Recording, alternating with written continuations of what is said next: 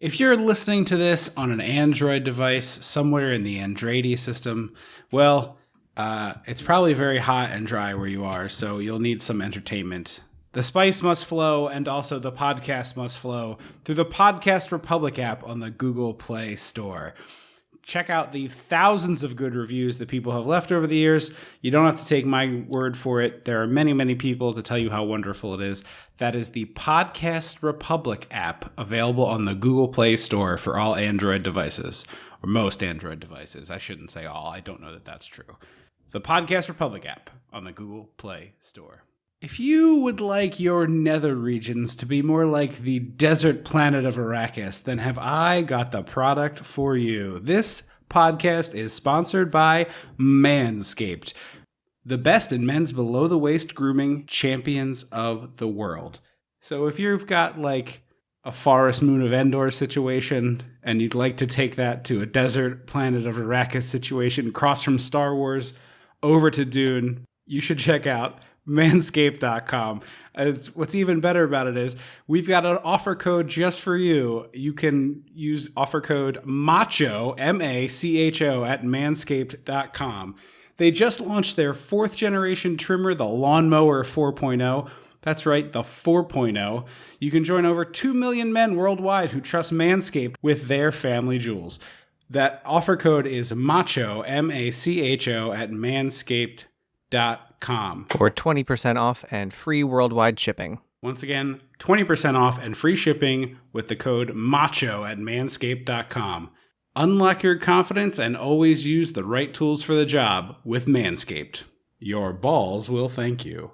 Welcome to Dissecting the 80s. I am Trip Lano, one half of the Mega Podcasting Powers, and with me, as always, is my tag team partner, a man who knows that above all, the spice must flow. The Macho Mandrew. Andrew Lano, and fuck the spice. So there's a Dune movie coming out that apparently people think is good. It's got a lot of good famous people in it. You got your Oscar Isaacs. You got your, is it Zendaya or Zendaya? Zendaya? I think it's Daya, but I'm probably wrong. Well, I just remember that funny video I'm sure you saw where the guy was like walking. They had all these billboards for some animated movie that she was in, and they had these like character posters. Do you know what I'm talking about? Mm-hmm. I think it's a Viner that I liked. Okay, well, he said Zendaya is Michi, and that is all I've ever associated with her because I just found that video very funny. But yeah, I'm pretty sure that's a Viner that I really like because he does like anti-humor bullshit that I like. That wasn't anti-humor. That was just funny. But I agree that I don't know whether you're supposed to say Zendaya or Zendaya. So speaking of desert planets, it is September and yet still hot as hell in the podcast studio. Ugh. So approaching cooler temps, I hope. But we, of course, to celebrate that new Dune with Oscar Isaac, it's plural, right? I'm screwing up all the actors. Plural. All the famous pretty and Timothée Chalamet. Yeah, that's right. That's right. That Dune comes out, I believe, next month, and we weren't going to interrupt the spooktacular for Dune, so we're doing Dune now. That's the David Lynch film from 1984. We watched Dune, and you know what that means. We gotta go back. We gotta go dissect the 80s. It's your fucking spice. Someone's gonna bet your fucking spice. When the mega powers explode. I'm talking about the 80s. Oh, yeah. Great Scott! Cream of the crop. Oh, yeah. Mega powers, yeah! When this baby hits 88 miles per hour, you're gonna see some serious shit. You had never seen this before, right? No, not at all. I had also not seen this before. And I think we both independently had this floating in the ether of like, oh, that's probably a podcast episode one day, right? Kinda, yeah, pretty much. Like, I've heard the name, like, Baron Harkonnen, and I was, like, vaguely aware of, like, some names, because there's a college humor show called Actually that I really enjoy, and it's about nerds. Nerd stuff, and it's like Jeopardy. All of your answers have to be preceded with the phrase actually, or it doesn't count. Okay. And they've had a bunch of Dune questions and stuff on there. Okay. I feel like I should read this book. It's a book I've had on my to-read list for Honestly, I was like, eternity. weirdly enough, this garbage movie made me go, kind of want to read the book just to Yeah. see. Because we'll do a little bit of background here, but obviously if you're really interested in this, there are other places to get it. But this book was hugely popular. It's by Frank Hebert. I think that's right. I did no pronunciation research today. Apparently my brain has forgotten to say any word. Is it not Herbert? Is there an R in there or not? I thought it was Frank Herbert. Okay. Well, I will look that up while I continue talking. But to say this novel came out, it's a big popular, it's very successful. And Was it is like Herbert. Lord of the Rings and Harry Potter big? So I don't know At the time? I don't know if it's quite Lord of the Rings cultural phenomenon, but I do think it's pretty big. I'm an idiot. It's frequently called the best-selling science fiction novel in history. That obviously encompasses many, many years, but it must have been as big as those things that you're describing, at least as a book. Okay. Although I will say, I don't know that any book was ever as big as Harry Potter was. That became like, because it was a series, became like a cultural phenomenon in a way that was different and bigger. Like the Harry Potter books had a lot of casual hanger-ons that blew it up, and you can't have a successful pop culture thing without casual hanger-ons. This is not gatekeeping. Fair. This is just like things like diehards come first, and then more dedicated people come, and then the last stage when you hit, like the maximum impact is when just like the mom test, where it's like, oh yeah, that Your that's friend, like a I was going to book say with worms. your mom's friend at a book with your mom's friend at a party asks you about it. Yes. That's how you know it's Yes. like, oh, it's like a thing now. Yeah. It's like it's reached cultural saturation when the regular everyday folks jump in. So my hunch is this was like really popular with sci-fi nerds, and then got like a little bit more widely popular in book reader circles, and then it like hit the airport circuit, and suddenly like your dad's associate on a business flight is picking up a copy of Dune and is reading it on his flight. Is my guess. Because it's 400 pages, which doesn't seem too terribly long of a read. That's a little long. Like your average book is about 300, 310, but it's a little long, but not crazy. Yeah, because I was like, oh, is this some like 700 page epic kind of thing? And I was like, oh, it's only 400 pages. That seems like a reasonable attempt to read. Yeah, to read for sure. It's a big book to adapt. I mean, it's always difficult to adapt any novel to screen. This book was famously almost a movie a lot of times. There's a truly great, I enjoyed it a lot more than this movie, documentary out there called I'm going to screw this name up, but I know how to vaguely say it, but Jodorowsky's Dune. And it's about a filmmaker, the Jodorowsky in question, who made a lot of oddball artsy movies. One of them is called like Something in the Holy Mountain. The people out there are probably screaming at their phones right now, but I did not care for Holy Mountain, which I watched after I watched the Jodorowsky's Dune because I was like so intrigued by it. But he was like, he's one of the documentary is great because it's one of those people who thinks that he is the greatest of all time, and it just like almost happened for him and didn't. And I'm not one to say I personally don't agree, but that doesn't mean it's not true. But he got this who's who of people to come in. H.R. Geiger, who later found massive fame as the guy who did all the designs in Aliens. He did all the design work for this. And I think a lot of that stuff you still see in this David Lynch version. Like there's a very Geiger vibe to a lot of this, in my opinion. But that movie, it was going to have like Mick Jagger in a major part, and Pink Floyd was going to do the soundtrack. Which, like, honestly, I'm fine with it. Frankly, I kept thinking this movie needed Meatloaf. Honestly, it'd be this. If you added songs to this, it would be like way more interesting. More interesting, yes. I think that's just a lateral move. I don't know that adding songs is an up. I think it's just a sideways. Yeah. Anyway, his movie falls through after $2 million is spent on pre-production. Like huge amounts of artwork were produced. They were able to, for this documentary, essentially show you storyboards to show sequences, like to the point of it was nearly animated. All that to say, go check that out if you're a Dune fan, or even if you just like movies. I think you would get a kick out of it. But this Jodorowsky, he tries to make it. It falls through. They're about to lose the rights to this, and our old pal Dino De Laurentiis, he renegotiates a deal. He keeps the rights to Dune for another chunk of years, and he buys the rights to the sequels, which weren't even written yet. And through the course of this, David Lynch, who has just made Elephant Man, and actually Ridley Scott was supposed to direct this, and then he fell off to go do Blade Runner. It just like the almosts with this movie are crazy. But eventually... Yeah, apparently they were like, they thought Ridley Scott's version was too much like Alien, and I was like, oh, you mean the wildly successful and very good movie? Exactly. Why would you want that? Who would want to watch that? Me every Halloween and other times as well. So anyway, Lynch makes The Elephant Man. It's very, very popular. It's a period piece about a disfigured man, and I think that was the year Cher got snubbed at the Oscars. Oh, okay. But it's and whatever year she wore that like fuck off black outfit with the giant headpiece was the year she was not they did not nominate her, but asked her to present an award, and she was like, "Oh, okay." Ah, okay. Well, much like it was back in the day, you make it, or in the current era, you make an independent film, it does well, and suddenly they want to stick you on a big budget Marvel picture. Back then it was, hey, David Lynch, you made The Elephant Man. Do you want to make Return of the Jedi? And he didn't. And then they offered him this movie. See, I never knew anyone other than George Lucas directed any of the Star Wars stuff. George Lucas didn't direct any of the original Star Wars. He didn't? No, George Lucas didn't direct Star Wars until Phantom Menace.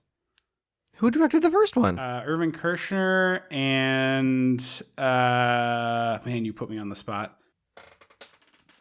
Lucas is credited as the guy because it's his baby, and he did the he came up with the story and did all that stuff. Gotcha. Oh, excuse me, I'm wrong. I was wrong there. George directed the first movie. That's what I thought. I was like, it just seemed weird that he would be like, I created this whole thing and I don't want to direct it. I apologize. People are screaming. Put down the tweets. Empire is directed by Irvin Kershner. And then the last one in the trilogy is... not David Lynch. Yeah, not David Lynch, which honestly I'm fine with. I should say that was the thing I was wanting to get to. Have you watched any other David Lynch stuff? So I tried to watch Twin Peaks because a lot of people I like and like have similar tastes with really like Twin Peaks. Mm-hmm. And maybe it was just my state of mind. I just couldn't really it didn't grab me. And I tried a couple episodes because the first episode is like a movie. Like it's like an hour and a half. It's it's long. And I was just like, because it's interesting that I feel like anytime something is described as like Lynchian or like David Lynchy, I love those things. So it's weird that anytime I look at like actual David Lynch things, I'm like, I don't know. I don't think so. Maybe it's like the Larry David thing, where it's like you and I both like Seinfeld, maybe, but the Larry David show is too much. Like I need to be. That's possible. I can't hit the pure shit. I gotta have it cut. I needed to be stepped on several times. Richard Marquand directed Return of the Jedi, by the way. I'm not going into his IMDb and all that stuff. I just answered the question so we can put the tweets away. I also had the exact same thing happen to me probably more than 3 times. I have tried to watch Twin Peaks so many times because everybody loves it. People who like stuff that I like love it. It's like this cultural thing. I'm like, I'm sort of like that, like weird. I like weird shit. Yeah. Like that's my jam. I have not made it more than 25 minutes into that first episode of that thing, and I have tried, I'm telling you, 3 times at minimum. I just find it impenetrable. A couple years ago during haunted like Halloween watch, I watched Blue Velvet because you remember that Bravo Scariest Movie Moments thing? Yeah, that's on there? Yeah, the Dennis, oh Jesus, I just forgot his name. What moment is it? He like huffs this gas, and he's like he's constantly huffing this gas, and he's an absolute maniac. It's a great performance from, for God's sake, Dennis Hopper? Yes.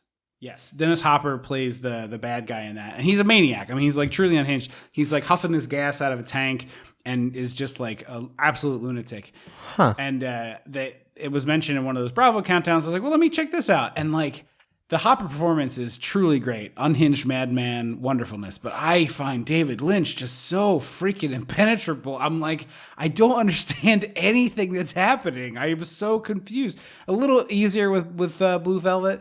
This movie, it's like nonsense for the whole time. This movie, like, have you ever wanted to watch the series finale of a 9-season fantasy epic? Yes, exactly. Because that's what this is. Exactly. That's what this feels like. Exactly.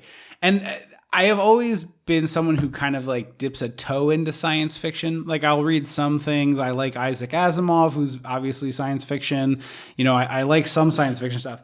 Anytime there's a glossary, I'm almost out. I'm almost always out. I'm never getting past a glossary.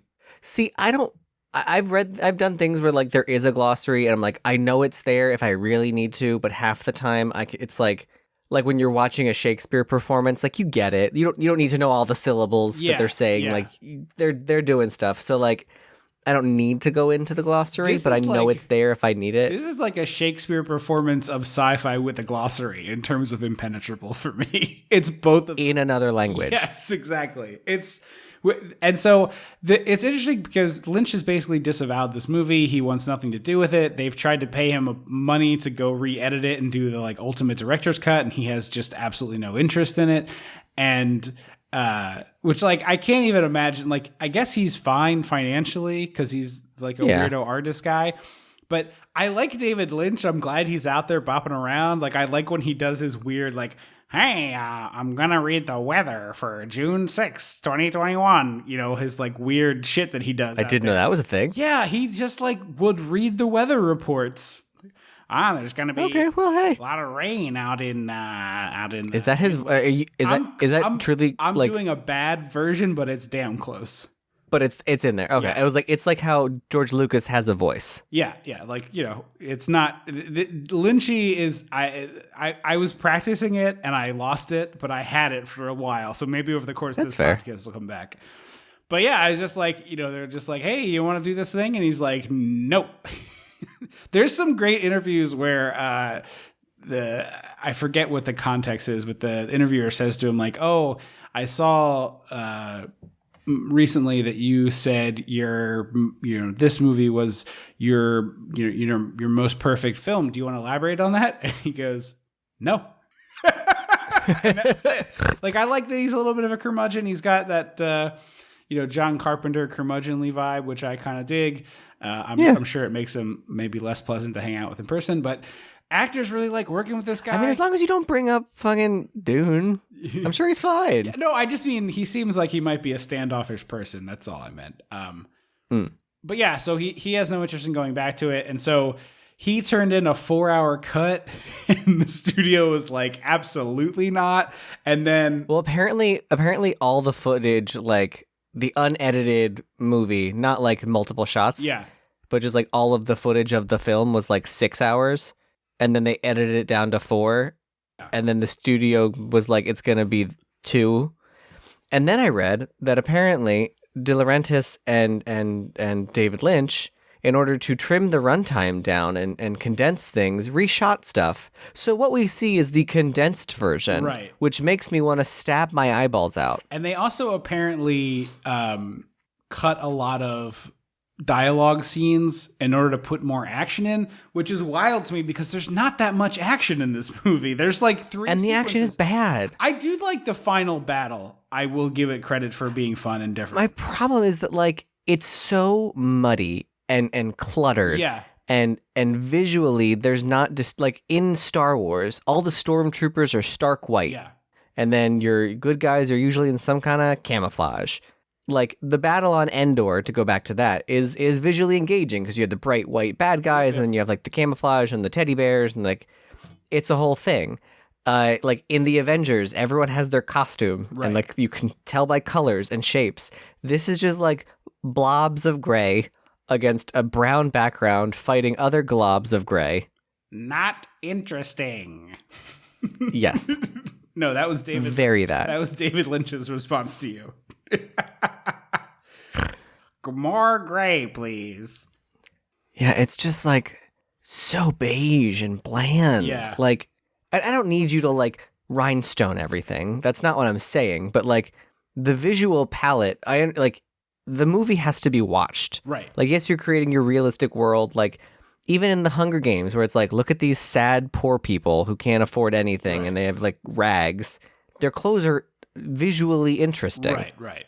Because that's true of humans throughout, human history. We, as a species, have... You want to. Right. You decorated your things a little bit. You gave yourself some little whatever, back, like, that's why, you hear we've talked about this before on the podcast as like a anecdote in passing, but flour sacks used to have printing on them so that they could be made into dresses. And it was like, yeah, because we're making the best we can. So let's make it a little nice.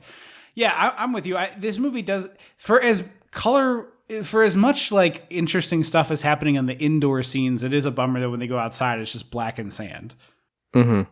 I guess black and tan would have been a better thing. But anyway. Also, if your movie opens with a homeworks level of narration by a character who doesn't fucking matter, you fucked up. Well, here's the thing. So Virginia Madsen opens it with this voiceover, and it's not a voiceover. Love Virginia Madsen. Yeah. Not trying to take work away from her, but like, she doesn't matter. She signed a 3-picture deal. I saw that. They were certain that they had a franchise here. But you just brought the conclusion of my thing, so I'm just going to jump back one paragraph and finish my thought. Go for it. I'm very curious how much of the voiceover stuff was added after Lynch was done with it, because in my headcanon, anytime there's a voiceover, that was studio interference. Because it seems to me like the other David Lynch things I've seen that he doesn't care if you can unfollow what's happening. He's more interested in imagery than he is in plot progression, which is fine. Like, there's nothing wrong with that. It's just not my kind of movie. Like, I don't care for that. So, I mean, frankly, I would rather have just not had this stuff. Like, if you, like, there's so much clunky, like, shitty exposition in the beginning of this movie that, like, you can't even absorb it all. Right. So, when you could easily just, I'm going to be bringing up a lot, but this movie is like a reverse Shakespeare. Right. Where it is Shakespeare, where it's like, look at the amazing thing that's happening out there. And I'm like, we have the technology to just see the thing. Yes. Like, you can just show me what's happening. And through dialogue and acting and product and production design, I'll get it. Right. I'll understand that this spice is super important because blah, blah, blah, blah, blah, blah. Right. I don't need to know the history of the spice. Right. That does not matter. Right. And I think that's the problem, is like the book probably opens with a long thing that's like, on the planet Arrakis, there's a spice mine. Books ain't movies. Right. I'm agreeing with you. But what I do truly love here is I want you to think about my version of the movie as we're discussing it, where every time there's voiceover, it was added after the fact, and what this movie would look like and be to watch if all of the voiceover was added in post. And so there's long scenes of people just looking at each other so that they can have these voiceover internal monologues happen. You're including those voiceovers. Correct. I thought you meant Virginia Madsen's voiceovers. No, Virginia Madsen 100% is added after the fact. I don't think the people, I don't think the like inner monologue stuff, I don't think that was that. I think that was David Lynch. I don't either, but I like to imagine the most Lynchian version of this movie, which is there's no inner monologue stuff, and it's just people staring at each other for 5 to 10 seconds. Frankly, honestly, I really didn't like the inner monologue stuff. No, it sucks. It's just so awkward and weird, and like half the time, McLaughlin, Paul, just thinks the word spice. Right. So we start with this Virginia Madsen thing. It's clearly dime store Princess Leia, like, the novelty Halloween It's costume. Princess Leia meets Princess Moonchild from Neverending Story. Oh, it's been too long, but I'll take your word for it. But so my favorite part of this bit is, so she starts giving you this long, like, if this was a Star Wars scroll, it would be like 10 minutes. The movie. Yeah, you'd be Jesus Christ. It would end and you would have a 5-minute battle and then credits. Yeah. And so she's going on and on, like the history of the spice and the spice gas and the transverse.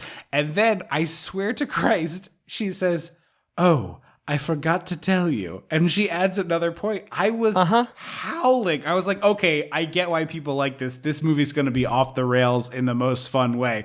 I forgot to tell you? Like, clearly Dino and his daughter were like hammering away at a typewriter, like, okay, we gotta lay all this shit out. And it's just like he's throwing ideas and she's like clacking away, and then suddenly she's like, oh, and the transverse. He's like, yeah, transverse, click, click, click, click, click, click. Oh, and the spice gas, yeah, click, click, click, click, click.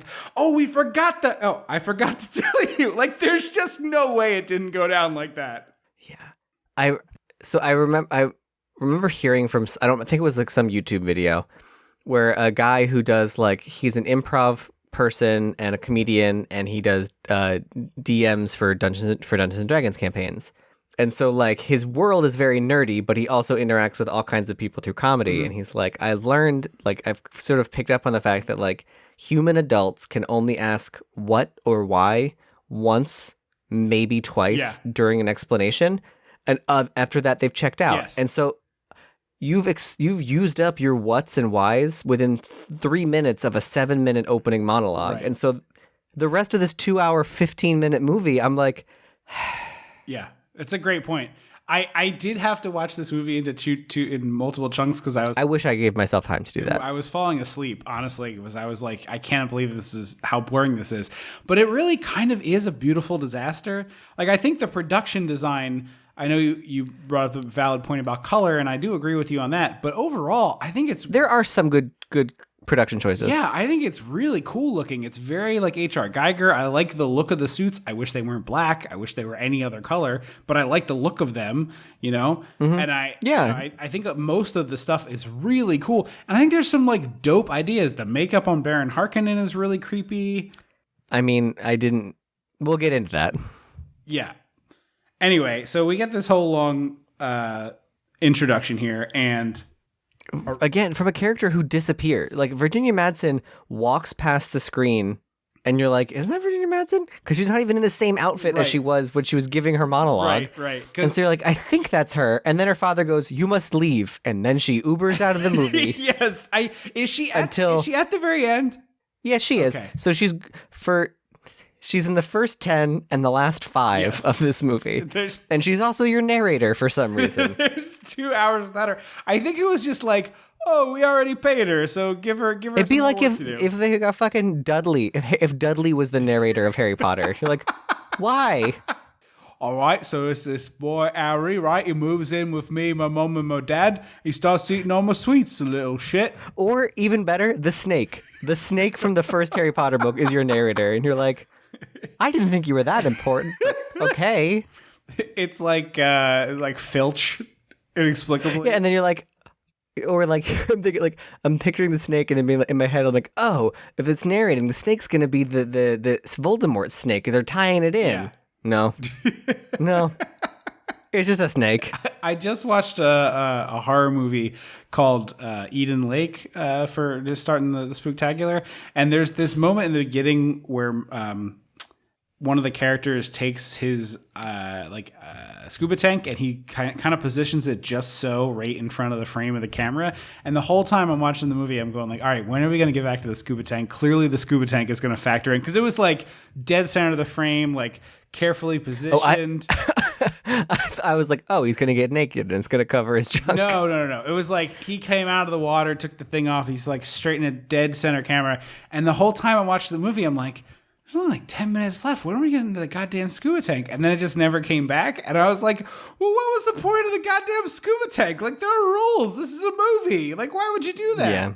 It's like when an actor drops a prop in a play. You got to pick it up because now everyone is staring at the thing you dropped. What is this? What is the significance? But yeah, I wrote this note here, and it was way down the page because of how many notes I had about Virginia Madsen. But it really, truly does feel like they just transcribed the back of the book, and that's where the I forgot to tell you thing came from. Oh, maybe. Where it was just like, quickly, grab the paperback, and Dino's like over there, hammering away. Dino in this is played by Dino's last name is Mario. Dino Mario De Laurentiis. So it's funny because Virginia Madsen does her thing. You are my niece, Giada. She making a TV food for you. I would honestly rather watch 2 hours and 15 minutes of Giada at home. Of course. Or Giada Everyday Italian. There's a narrative through point to a Giada episode. You start with ingredients and you end with a dish. This is just a bowl. and then you ended her party. This is just a bowl that people keep throwing things in. That's a lot of them aren't even food. At a certain point, it's like, that's a soccer cleat. Why is this in here? But yeah, so Virginia Madsen does her thing and then says, "Oh, I forgot," and gives you more exposition. And then the movie decides, okay, we're going to break down each of these 5 planets. Yes. Oh my God. This goes on for so long. And I wrote, this feels like the shit you'd find in the queue so you could understand the story of the ride you're going to go on, but it's just a roller coaster. Yes. Just let me get on the roller coaster. I get it. I'm being turned into the Hulk or whatever. I just want to ride a fun ride. Yeah, cool. I can walk past the screen, and if I look at it, I'll get it, and it'll make me go, oh, that's kind of cool. There's also a lot of space puppies in this movie. Many space puppies. I will say, like, I think the effects are good. I like the ship movements. The ships in space are cool. The ship designs are pretty cool. Like, there's a lot to like here, but then the humans start talking, and it's just like, oh, this is incomprehensible to me. It's just nerd gobbledygook. It's also interesting because I wrote this is just space Game of Thrones. Oh, and then 100%. apparently George R. R. Martin was inspired by Dune to write the 100. I don't actually. There might only be like 8 books in that series. I don't know how many books are in that series, but I don't think it's as many as I would expect. No, because he hasn't written a book in like 4 years or more. Well, once that TV show happened, he was like, "I'm good. Yeah, I'm gonna play with trains and meet models. Bye." I'm going to spend all my money on newsboy caps and plaid shirts." Yeah. I'm just going to live my best life from now on. Bye. Did I ever tell you about the time I went to the Ren Fair with my I friends? don't know why George R. R. Martin is Kermit the Frog in this podcast. And that was very but Kermit. He's Kermit now. Sorry, Ren Fair. I went to the Ren Fair with my friends like 5 years ago, and it was like it was a Halloween month. It was October, and my friend the day before was like, "Hey, do you want to go in costume?" And I was like, "I mean, okay, sure. I'll throw something together." And it was like time traveler weekend or whatever. So I was like, I threw together Marty McFly. And as we're like I'm waiting in line for a turkey leg with my friend who's not in costume. I like look behind her, and there is a portly fellow with a big beard and a newsboy cap and the round glasses and the suspenders and the plaid shirt. And I was like, I genuinely don't know if he's dressed as George R. R. Martin, or that's just his outfit, or that's just who he is, or actually, or maybe George R. R. Martin. Third option, it's just George R. R. Martin at the PA Ren Fair. Seems like a dude who would like a Ren Fair. Oh, duh, 100% he would. Yeah. I always thought that the Army of Darkness costume would be fun for that. Oh, for sure, that would have been a good one. So first, it's an interesting choice to make these fancy people dressed like medieval times, yes, which like adds to the whole space Game of Thrones thing. I don't know that it really makes a whole lot of sense based on all the other costuming choices they make. Like they're pretty, but like when you get a very like militaristic, like spacey militarism for that, and then like the suits look like space magic suits, and it's just kind of like disconnected. I think that the answer to that is that it's on purpose, and the idea is to like set up that these two societies, like one's a military society and one is like a royalty based planet, essentially. Okay. And that's supposed to like set them off as to why they'd have conflict, which would make sense if they leaned into that part of it, but the movie does not at all. No, not at all. I do like, so that we get the there's like a royal court thing happening, and then it's crashed by some space Nazi types, and they have this like weird tank that comes in with them, and then they have this bizarre microphone that's I guess like a translator. I liked that actually. No, the design I did is enjoy cool. that. Yeah, it's cool as hell. But it's like I guess it's supposed to be like a translator stick because they speak different Yeah, languages. because you can like very quietly hear the native language, but mostly you just hear the translated language, and it's cool. Yeah. So they come in and they're like, okay, get rid of your witch, which they call mentats, which all I could think of was Fallout, which I guess is where they got that from. I'm sure that's where they got that from. But looks like Lady Powder. Yeah, for sure. A female version of the character Powder. Yes. For clarification, Yeah. it's not a feminine powder. Made by perhaps the worst man in Hollywood. He's certainly fighting for that title. Yeah. But anyway, it's like, okay, so there's some people that are psychic, but they're also what's it called when you can attack with your brain powers? Telekinetic? So they're kind of telekinetic, but like not quite. Right. And also, they can only read thoughts. They can't communicate, Right. which, like, Seems less useful for sure.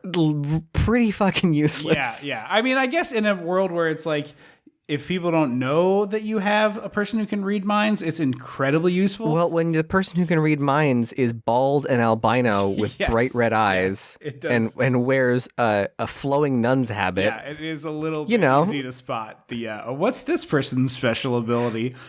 But Put her in the Marvel Cinematic Universe incognito outfit.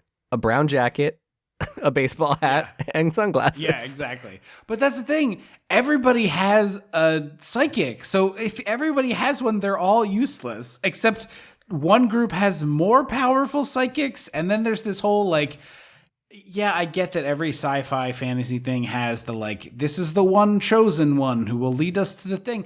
This movie has two chosen ones. There are two chosen ones. Oh, yeah. And also, prophecies need to be short and sweet. Like in Harry Potter, it's like the one whose parents died to sacrifice themselves for love, he will rise up and kill the Dark Lord. And they can't both live. Right. One of them has to die. Right. Clean cut and dry. Right. Someone is it's Neville or Harry or it's Neville Yeah. or Harry Potter, Yeah. and he's gonna fight Voldemort, and one of them's gonna die. Yeah. Cool, I get it. This one is like, a man will arise and walk into the desert, and he will go there, and he will do something kind of cool with some people, and then they will do something we're not sure of. And I'm like, it's a little too vague. Yeah. Like, Yeah, if there's parts where you didn't get the full vision, edit that part out of the prophecy. mm-hmm. It's like that he will go to the desert and lead an uprising of people, and also he will have a sister, and the sister will be the most powerful mental ability person on the entire known universe, and they will also be important to this. And oh, I forgot to tell you, the mother is there, and she is both the mother to both of them, and she also has mental powers a little bit.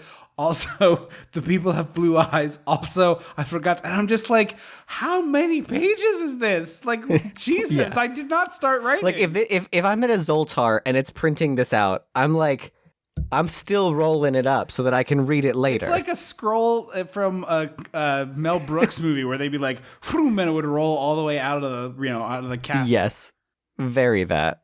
I do love the brain alien that appears here. So they like open this tank. It has the wrong eyes. It does. I mean, the eyes are bad. I think that's the limitations of the time. They are the wrong eyes for this monster because they are just. It looks like they just like found human doll eyes and stuck it in their creation. And I was like, no, you gotta do something else. Maybe it was a budget thing. Dino was like, I call him my friend. You use his glass eye.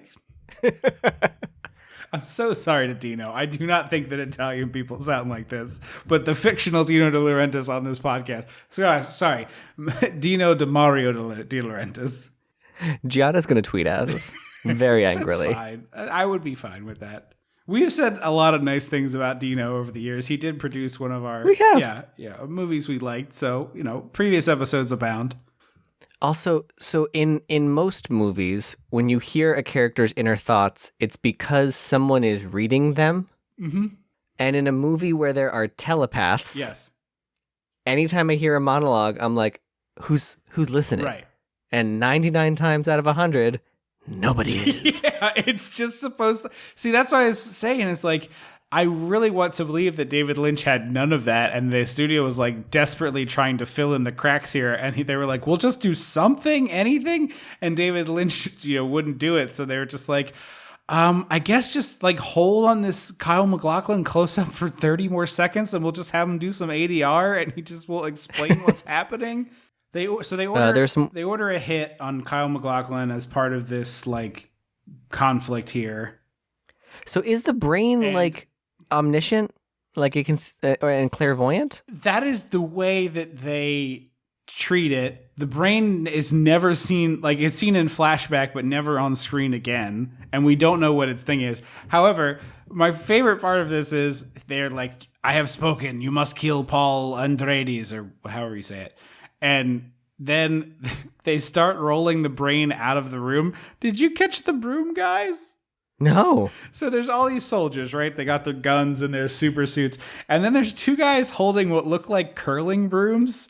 standing next to this tank, and as it retreats, they're sweeping like over where the wheels go. I guess I don't quite know what they're doing. Like in front of the wheels, or where no, they were behind. So they're as like it's just retreating out of the room, taking the scuffs out of the floor. Basically, yes. They're like the last two guys to leave the room, and they're just brooming behind this thing. It's amazing. It's so weird. Very weird. My hunch is it was probably necessary to like distract from some special effect. Probably. Then we meet Kyle MacLachlan in his inner monologue. He does a weird training thing with Patrick Stewart where they have these like cool, it's kind of cool. They're like blocky human, like clunky square human shaped pixelated. They turn into Minecraft people. Shields. I was going to say, I was like, I don't know if that reference is going to land. Popular thing. I'm completely unhip and I know what a Minecraft people is. That's fair. But yeah, this is kind of fun. Although I don't quite understand what the purpose of a shield that you can stab through is. It's like you move slowly. So like if they stab slowly, yes, they can get through the shield. I'm like, that sounds like a flaw. Sounds like you got to go back to the goddamn shield design guy and be like, hey, Derek, what the hell, man? Like I got stabbed 7 times. I thought I had a shield. Sorry, sir, but as I did describe to you, this is a fast shield. A slow shield we just haven't gotten to. Like, can you imagine if Captain America was like, hey, this shield is impenetrable unless you're slow. Yes. It's just like Captain America's mortal villain is Captain Sludge, and it's just like a big giant blob monster that slowly eats him. Okay, here's my other thing that I'm going to say that is going to make people upset.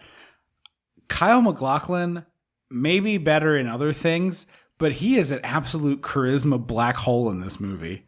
They needed our guy Matthew Broderick for this. I mean, anyone else, like almost but anyone. He's Matthew Broderick is the same type. Sure, yeah, I give that to you. But yeah, I just like you're looking for like a sort of small framed meeker guy who is going to turn into the big savior. Like it's very much the Luke Skywalker situation where like Mark Hamill at the beginning of that movie is sort of like a baby dorky farm nerd. Yeah. And he sort of grows into his thing. But Kyle MacLachlan here, like, and I give him all the credit in the world because like he's working with garbage here. This script is incomprehensible. Yeah. It's terrible, but he is bringing no heat to this. I mean, none. We're having gazpacho because the flame of Kyle MacLachlan is broken. Yeah, and so like I was like, well, what else have I seen him in? And I was like, I've seen him in The Flintstones, which I think is on HBO Max. He's the bad guy, right? Mr. Firestone. He and Halle Berry. Yeah. I forgot about that, but you're totally Mr. Slate, I think his name is. Yeah, Mr. Slate. Yeah. That movie holds up surprisingly. It's got a lot of talent in front of the camera, so I don't know who directed it or what, but it probably was somebody relatively well known. The production design is perfect. It's like a very good example of how to do the thing that everyone wants to do now, but no one's looking to the Flintstones for that. Oh, I wonder why. So they go to Lady Jessica, who is the concubine of the Duke. There's a lot of titles thrown around here. Everyone has a goddamn title.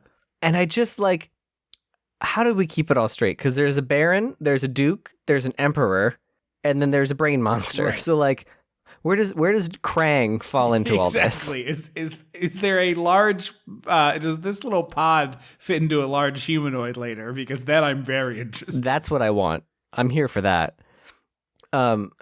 Apparently, Lady Jessica, she's part of the Eggs Benny, this like sisterhood of bald albino women. Yeah. And she was like tasked. Their whole thing is they're like trying to create a superhuman of some kind. Right. That's the idea. And they're engineering a breeding program to create the chosen ones. Yes. And so they sent Lady Jessica to the Duke to be like, okay, don't have a son. And I was like, so is the son like because later they're like, oh, you think you can produce the Gwisatz Haderach? Haha. And I was like, so a boy they do want a boy for that. So then why is she bothering to make girls at all? Well, like, are those girls going to give birth to the Gwisatz? I think the idea was that it was like a female-driven bloodline thing, and then ultimately it produces a male heir that is the Gwisatz Haderach.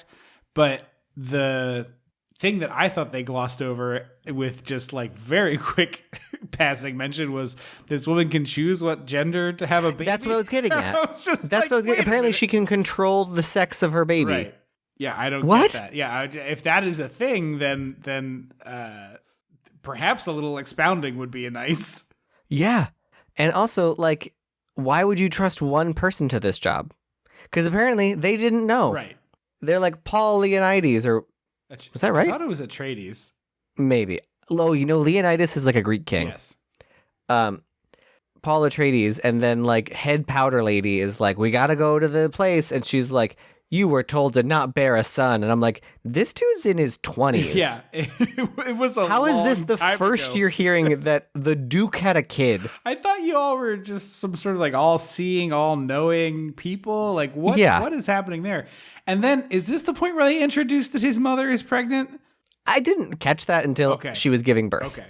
So So now Paul Atreides is fighting a trash can. He's like doing more preparation and fighting, and the trash. doing more Star Wars ripoff. Yeah. It's basically Luke with the thing on with the over his head, shooting the blocking the little lasers from the floaty ball. And then this other guy. Powder lady shows up. No, before Gom Jabbar. I think before Gom Jabbar, I was talking about the incredibly homoerotic scene Kyle MacLachlan has with his sergeant or whatever. Oh, Duncan? Yes. Kyle and Duncan, I was like, oh, clearly they are romantically inclined. Like the two of them have shared a foxhole. I mean, maybe. Yeah. And then I was like, surely this will get expounded upon. And then we see Duncan, I don't know, an hour from now in the movie dying. Like he's barely in it, but he gets this he gets the Han Solo intro of like, oh, this is a guy you should care about. And then he's just not in the movie for an hour. This whole movie is just a mess. So, evil powder lady shows up and she's like, you were told not to have a son. Bring him to me because I'm going to kill him or whatever. And so he's like, it's not really explained. He has powers. Yes. And it's never explained that he knows all these powers and how they work and what they mean. Yeah, but later he's training people. So I'm like, so he did know the whole time. He's a real Kyle Stu. Kyle Stu? Sorry. Mary yeah, Sue. Right. So I meant to say Stu Got it. and I said Stu. But yeah, he's got all these powers. I guess he does some training here, but we never know what his there's no definition to what these powers are. And then later, And it's not even like in Captain Marvel where they're like, you can't use your powers. You have to use hand-to-hand combat. right. It's just like, we're going to train you in hand-to-hand combat. Why? Yeah. If he has magic powers Yeah. and a magic voice, why is he bothering with his hands at all? Right. And we haven't had magic voice introduced yet in the movie, but later we find out that the magic that these people have manifests in a way that they talk like this and they can command people. It is to the do things. wrong choice. It is really stupid. It's just really Deadite voice is the wrong choice for your compulsion. Yeah. And then also, the compulsion can also be like an actual weapon when wielded by Kyle MacLachlan and his magic powers. I don't know. This movie doesn't know. Yeah. So, you know what's really fun to watch? Someone describing pain they're in a way that we can't see it. They do the cutaways. That's really fun. They do the cutaways. So in your 5-minute scene, 30 seconds of a hand being burnt, that's enough for you? You cool with that? I actually thought this scene was cool, so I thought this was really wild. Like, for anyone who doesn't know, this is probably one of the most famous scenes in all of Dune. I was even vaguely aware of the Gom Jabbar. She has him put his hand in a box, and she reaches out with this tiny little finger blade thing. It's like a needle basically on a fingertip, and she puts it at his neck, and she's like, if you pull your hand out of the box, you die instantly, so don't do that. And then she uses her mental powers to make him think that his hand is melting off. So is that what it's not the box at all? I think the box is just he can't see the hand, so he doesn't know it's not true. Huh. I assumed the box was the thing. No, I who the hell knows? This movie certainly doesn't give a shit about telling us, but my interpretation was she was using her mental powers to push him around. Because later there's the callback where the two of them have a little face off, and he's like, how dare you come into my head, me, Kyle MacLachlan, black hole of charisma, who's been tasked with giving the ending speech of this sci-fi epic. He gives a lot of speeches. It's A lot of all speeches, that speeches. kid. It's all speeches, and he has no charisma. He's negative charisma. It's bad. Randy Quaid would be a better choice. He would at least be compelling. I had to pause for a moment and be like, which Quaid? Either Quaid. I'll take Dennis. Frankly, I would throw Steve Guttenberg in here before.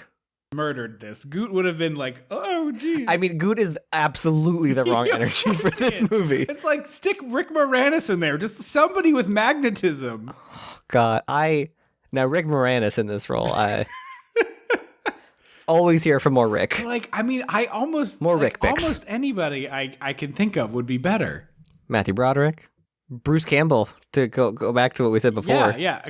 There's a guy with very little ability and all the charisma. Mm-hmm. And he's riding it straight to the bank. Straight past Comic-Con all the way to the bank. And then, so they start, like, talking, and it's so stupid gibberish. They're talking about, like, the water of life and the blah, blah, blah, and no man has ever gone there. The prophecy tells of a man who will go there, and we fear to go there. And then she's like, what did she say? She goes, men have gone before. Men have tried to go before. And he goes, tried and failed. And she goes, tried and died. That is failing, ma'am. Yeah, I'm sorry to say that is exactly correct, miss. For most people in the world, trying and dying is failing. Yeah, that's not a W. So she puts this thing up to his neck. This is all happening. She's like giving the speech, but it starts with her like describing the pain. Does it read sexual to you? Because it read sexual to me. A little bit. Yeah. It's that like weird, dark, sexy thing. She sort of seems like that dude in Tom Hanks, the really famous books, the Jesus 50 stuff. Shades? No. Tom Hanks, the Jesus-y stuff. Oh, Da Vinci Code. Thank you. Yeah. Where that dude is like whipping himself all the time. Oh yeah, the other albino. Yeah. It's like this The other bald-headed albino person. Yeah. But she's like, your skin will be itching, and then the burning will go deeper and deeper and deeper until it's the most intense pain you've ever felt. And I'm like, is she into this? Because I'm uncomfortable. Frankly, what I would have enjoyed more is just his do a 3/4. Would that be chest up? Was that 3/4? Probably a half. A half. Do a half shot of just his face and slowly push in as you hear her voiceover of all the pain he's experiencing, and then let his face do the acting. That would work if it wasn't this ham sandwich performance by Kyle MacLachlan. This is like that goofball in From Xanadu. It's just like this. You got no emotion in his face at any point. Or from Grease too. And honestly, it's very possible that this is David Lynch is doing. He's a weird guy. This might have been exactly what he wanted from this performance. I don't know. Probably. So Brad Dourif shows up. He's like having visions of his hand melting, and she finally like lets him take his hand out of the box, and there's nothing, and so he's mad. And then also his dad is dying at this point. Yeah, he keeps saying like my father is not dead yet, and I'm like, and then the head nun lady is like, what's done is done, and I was like, so he is dead? Or he's about to be dead? Is he in the process of dying? So many people speak in vagueness. Yeah. And I'm like, I just need like 3 concrete sentences in this movie. If just one person in this movie could explain to me what's happening, I would be so pleased. Ugh. But yeah, Brad Dourif, like you said, sporting some buck wild eyebrows. The eyebrows are a thing in this movie. Well, it's like, I think there's a race of people that have those eyebrows. Because earlier, Kyle MacLachlan's like speak and spell book was like, you'll know these people by their red lips. And I was like, in my head, I'm waiting for like someone with like a red lip on. Right. But not like lipstick. I was expecting like something freaky. Yeah, or like very pale skin, but their lips are naturally like vibrant and like pinkish red. And so he starts talking about like he's muttering to himself. He's like full on an addict on the side of the road, muttering to himself. And he drinks this like red juice and it drips down his chin. And I was like, that's the red lips we're supposed to be on the lookout for? Yeah. They're barely noticeable. Right. And you'd think in a movie as washed out as this, the red would be like, oh, red, I get it. Mm-hmm. This is where we meet the Baron, who's being operated on by the scary German guy from Monster Squad. Is it really? Oh. I'm like good for him. 99% sure it's the right guy. The Baron is a really shitty homophobic character, and I was angry a lot. I gotta be honest with you, this must have totally gone over my head. I did not get the gay panic stuff with him. I'm not trying to be dick. I missed it. He assaults a boy to death. Well, yeah, I just thought that was him being a monster. No, he sexually assaulted a boy to death. He pulls his He's he pulls his heart and then turns him around. Oh, I didn't see. I didn't catch. Yeah, he wipes his face and then turns him around, and the camera cuts away, and you see blood splash the wall. Oh, I thought that was his heart valve pumping him out. I mean, you don't turn a person around to let him bleed out. Yes, I thought the Baron was like intentionally decorating with this man's blood because he's a crazy person. So I just missed the homophobia element, which is not shocking given our respective lives. It didn't shock me. But I totally missed that. It's weird because is there other stuff later in the movie that's homophobic, or is it just this one bit? I mean, his character is a predatory. He's the only queer person in this movie. He's a predator, and he's a villain, and he's covered in AIDS sores. Okay, I didn't get the queer coding for him, I guess. Yeah, he stares at Sting. Sting comes out and I was those staring at Sting, and I'm a straight man, so I did. coming out in an underwear that I want. I want to wear that for my next bear night. But Baron is basically licking his lips and I thought Sting was his kid. I thought these were his nephew. Okay. So Baron is a creep. I'm not defending Baron, nor am I defending the movie. Yeah. I'm just saying I missed it. And also, Baron is supposed to be the character is described as so fat he needs the hover system to get around. Mm-hmm. He looks like Fat Bastard's after photo. He does not. Yeah. He's not fat enough for. I need this floating system. It seems like they hired a fat actor instead of making a person much fatter with prosthetics. But I also wondered if it was part of a practicality thing. If they put a fat suit on, a big fat suit on him and then they try to move him around with the wire work they do, if it would just look ridiculous. That's possible. Although I feel like you could probably do something that's because he sort of has an Oogie Boogie, he's wearing a suit, a bodysuit the whole time that's open at the chest for things. Yeah. So I feel like you could have done something that was just stuffing, pillow stuffing. The other thing too is when you read that description to me, it makes me think of someone floating in a Wally chair as opposed to this standing up thing that he's doing, which looks kind of cool. Honestly, it's a cooler thing in the movie, but I was expecting a Jabba the Hutt type, a big floaty chair. Yeah, I think that would have been a little better. Also, Sting and Sting and the other guy are brothers, but Sting and not Meatloaf. Yeah. They look like every 1980s to mid 1990s small guy wrestling world champion who has a bodyguard that's just a monster that stands behind him and does his dirty work. And I just the whole... Oh, are they a tag team duo? Is that how that works? Essentially, right? But one guy's the champ and then he has his backup. So it's they're a team, but they do some tag team wrestling, but they're not tag team champs. You follow? Gotcha. Yeah. So it's they're while the ref isn't looking, he tags him in, kind of thing. Yeah, when the ref isn't looking, the big guy does something, or the champion gets to be a punk, and then when someone gets in his face, the big guy steps in and just deals with it, kind of thing. But that is basically what we're doing here. Sting has 4 lines in this movie, if that. Yeah.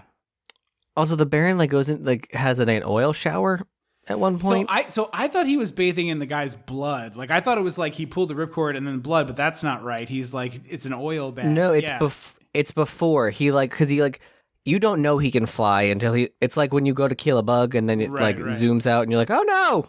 He's getting his face sores extracted, and then he flies into the air and he goes under this pipe that's leaking oil, and then he goes and sexually assaults the young boy in a see-through outfit. In addition to the sexual assault thing, just so we are all operating on the same thing, every slave of the Baron has a little thing stuck in his heart or their heart. I'm assuming there's women here too. So the Baron can at any point just pull it out and drain your blood and kill you. Yeah, it's like on an airplane, the inflatable. Yes. The inflatable life vest on an airplane. So we cut away from the Baron. Baron of what? I don't know. And then he's like, my two nephews, my greatest fighters. And I'm like, you know, it would have been a really cool way to introduce them, showing them being great fighters and like Right. savage on the battlefield. Like Yeah, that just would have been have 'em- cool. Yeah. Or have them like just casually fighting 4 or 5 slaves at the same time just for funsies. Yeah. Or just like this scene is just the Baron talking to the doctor about how he's excited to have his nephews do stuff for him, and then just keep cutting away to them, Yeah. showing them fighting. I don't need them in this room. Right. It's fine. Also, there's a really gross scene right before he murders this boy that he like puts a mouse in a little thing and then juices it. Yeah, his nephew, not Meatloaf. It's a little glass box with a plunger on top, and he squishes it down so you kill the mouse and then drinks it like a juice box. Yeah, it's very, very strange. Also, I don't apparently know. the heart valve thing is not in the books. Apparently that's a Lynchian creation. I think so are the face sores, Oh, okay. which I think is also why it's like a weird AIDS choice. Gotcha. Because apparently in like the extended lore, because there's 3 books, there's 3 Dune Right. books. So in later ones, you learn that like the Eggs Benny sisters went to Baron Harkonnen and they were like, "You're gonna father a child," and so he did one. He like had sex with one, but he didn't like it because he's gay. And then that one was weak, so they're like, "We're gonna send a different one." And so he like raped the second one, Oh, Jesus. the second nun who showed up, and then she got mad and cursed him to be fat because he was like apparently like young and ripped or whatever. I see. So So like a reverse thinner. yes, or Beauty and the Beast. Yeah, okay. Except he's not a water buffalo. No, he's not. So we needed an extended sequence of this royal family of Lady Jessica and Leto and Paul walking onto their spaceship and space flying, because I really needed to know what they looked like sitting in a spaceship flying. Right. And then we needed to see the Krang brain baby shooting lasers out of its face into I don't know what. Yes. And just zip zap zopping around the space. Yeah, Paul's just constantly floating. having visions that aren't explained as visions, which is fairly confusing and also fairly par for the course for a David Lynch movie. Yeah. At this point, I think we get down to the planet and the guy explains at length how the little spacesuit works to keep you alive if you're trapped. And it's like, boy, I wonder if this is going to be useful later. I will say, I do think the thought put like in a half-page description in a book, you'd be like, oh, that's cool. But when it's like Yeah. a 4-minute scene in this movie where it's like, and here's how the suit works, and it takes your sweat and It recycles your sweat so you can drink it. Yeah. And I was like, gross. yeah, I mean, And if it's actually recycled, maybe it's not gross. it's also implied that like you need these suits to survive in the desert. Like that's what the implication is. Without this suit on, It's 100% what You- it is. Yeah, you will die. you cannot survive. And then later, Lady Jessica and Paul are just like walking out of a spaceship into the desert holding them. Well, and they're like, don't forget these suits. Well, he's like, we have to put our suits on, but then they take them and go because they're afraid of the worm. But like they shouldn't have been. My not- understanding was it's- you step outside and like Yeah, no, you misunderstood, I believe, because I interpreted it to be like this planet will kill you. Like you cannot carry enough water to stay alive on this planet. You have to have 0 loss, basically. But the breathing thing, I thought that was So a it's big. not I thought It's not a breathing thing. It's a moisture recapture. You breathe in through your mouth and out through your nose, and it pulls the moisture out of your breath, and then you drink it. oh. The whole suit. I guess I found this very interesting. The whole suit designed as like the ultimate moisture recapture device. I do think it's cool, but like I did not catch No, I that. get it. Dude, it's fine. I'm not trying to be like. First of all, I missed that whole anti-gay thing, and second of all, this movie is fucking incomprehensible. Like it's fine, but I picked up on this one thing you didn't, and between the two of us, we probably still don't understand this movie. Yeah. So they're like, the Duke is going to the spice mining planet, and Oh, also, these There's a- suits are 100% like hey, by the way, they're gonna get stuck in the desert later. Don't forget. yes, Don't forget. exactly. An overhead announcement is like, the Duke is here and will commence the inspection of the mining operation. And then they get into their little like helicopter Yeah. thing, and Patrick Stewart's like, don't go over the intercom and say the Duke is here. No one must know. And I was like, everybody Yes, knows, yes. right? Yeah. Like this doesn't like a surprise inspection. This feels like a week and a half ago your manager was like, "Hey, my boss is coming in on this day, so you need to be on your best behavior." Yeah, let's get this ship straight. Yeah. This is David Lynch's cameo, by the way, as this little spice miner down in the thing. Oh, really? So when they like, the whole gimmick is they are trying to mine the spice, but it brings these worms because they're attracted to the vibrations, which is just later done much better in Tremors. Yeah. Much better. And so they're like, oh, a worm is on the way. And then they like phone it into this little vehicle. And then they're like, well, don't worry, the transport is inbound. And then like 4 seconds go by and they're like, sir, it's been 7 minutes. Where's their transport? Yeah, that's why they're like this. The worm is 15 minutes away from hitting the station. Yes. They pick up one of the 2 microphones on this ship for some reason. I don't know why this ship is duet ready. And then 4 seconds later, they're like, it's 7 minutes incoming. And I was like, wait a minute. Wait, no. You have to cut. Like, you have to cut away and back for time to pass. Movies have rules. And so David Lynch, meanwhile, is down there in the thing, I think, going like, there's a worm and a lot of spice to be mined, so we're going to keep working. So apparently, like, when the worms come, a thing is supposed to, like, a spaceship is supposed to, like, zoom out there and pick up the whole mining Correct, station? yes. Is that right? Yeah. I imagine it like one of those big magnets, like a claw machine, just being like... Yeah. Or like from a Brave Little Toaster. Yeah, exactly. But they're like, oh, it's not coming. There's no communication with it. And I guess they're all just like, well, I guess we die. And then the Duke is like, not on my watch. You're all going to climb into here. And I'm like, this is a helicopter, and there are 26 men here. Yeah. This vehicle must be much larger than it appears to be. But then the dude inside the mining thing goes, we can't leave the spice. And I was like, the whole planet's fucking spice. There's infinity spice.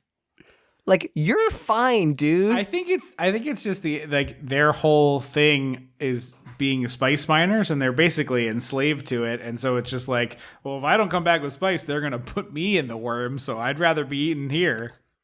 Guess what? I'm the fucking Duke. Right. Whatever that means. Right.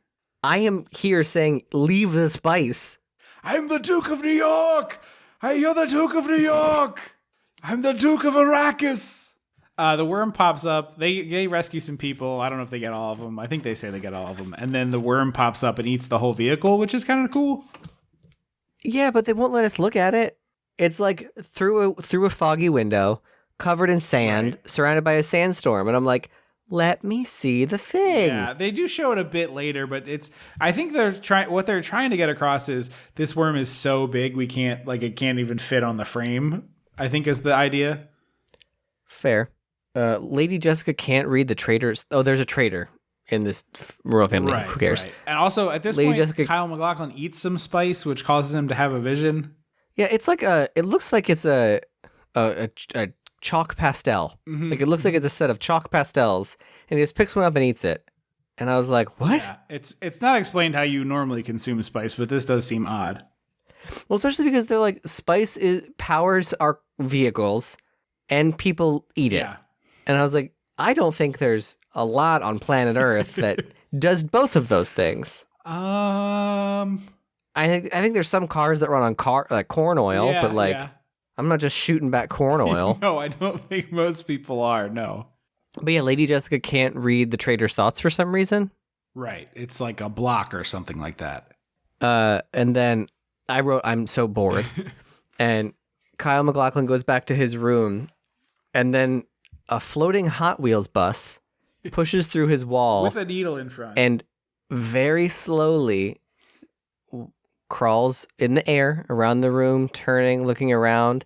And so for 7 minutes, we cut between this slow motion Hot Wheels bus on a fishing line and Kyle MacLachlan's frozen stupid face being like, I can grab it. The bottom is slippery because it's this and blah, blah, blah, blah, and this, and I can grab it. And if someone opens the door, I can't call for help. And I was like, oh my God, it's not moving. Yeah. And it's also like his inner monologue is this weird whispered thing of, I must control the fear controls me. I must control the fear controls me. And I'm just like, I don't know what manifesto you're repeating, but it makes you sound like a lunatic. And also, why? Like, was that manifesto in place to stop him from using his power? Like, I don't get it. But he ends up, it like literally goes up to his face and he doesn't grab it for some reason. Well, he's afraid to move quickly because it's like it's attracted to movement. So he's trying to move like very slowly to get this thing. Yeah, but then it turns around and it's literally 2 inches from his face and turned around. I was like, grab it, double hand that. Yeah. And then the door opens and the needle attacks the door, and it's the lady who was Arnold's boss in Kindergarten Cop, who assuredly got hired only because she's like 4 feet tall and looks ridiculous next to Arnold. Yeah, and she's in like one of those SVU type shows or Criminal Minds or something. Is that the same lady? Yeah, she looks like Edna Mode. Okay. So there's some explosions happening, and one of the Duke's advisors is like getting camera strobe flashed in his face, and then he's like, status report for blah blah blah, and the Duke's like, go get it, and he picks up the microphone and he literally reads a math problem. Yes. He's like, circle back, carry the 1, surround to the 4, mug to the 4th, up to the 4th power, divided by 3, 7 times 6 quadrant. And I was like, this is gibberish nonsense. I think it's supposed to be like a secret code, but it is, I agree, complete nonsense. And then the Duke goes into his son's room where he looks peacefully sleeping, and he's like, good night, son. And he walks out of the room, and then the camera pans back, and it's Kyle MacLachlan trying to speak, and he says, like, father, drugged. And I was like, you show us all this bullshit, and you don't show us that he was drugged. And drugged by, I couldn't figure it out. Drugged by what? By whom? I was like, did he just eat too much spice? Like, is he just too high? He's just tripping his face off. Exactly. He's just like, I think I'm a glass of orange juice, and if I move, I will spill, and I will die. That's a real story I got told in Dare, by the way. Like, I'm sure something similar to that has happened to somebody sometime. But I think I'm thinking about that, like, with some regularity whenever I pour a glass of OJ, which is not a frequent occurrence, but occasionally. No. And I just always think of this story that they told 10-year-old me that was like, a person did drugs and they thought they were a glass of orange juice, and if they moved, they would spill, and if they spilled, it would be their body emptying and they would die. That's what they told me. They were like, this is why you shouldn't do drugs. What a crock of shit. I don't think someone who does a weed would think that, but I think there are some snorting drugs or some shooting drugs that would do that to you. Yeah, I mean, LSD, mushrooms, that seems like, hallucinogenics, but it's just such an insane, like, there's no way that's real.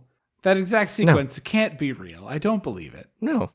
And so the Duke is he's just wandering around on his own, and I was like, how is he not have, like, surrounded by an entourage? Right. At the point where you know he's in danger, like, protect the man.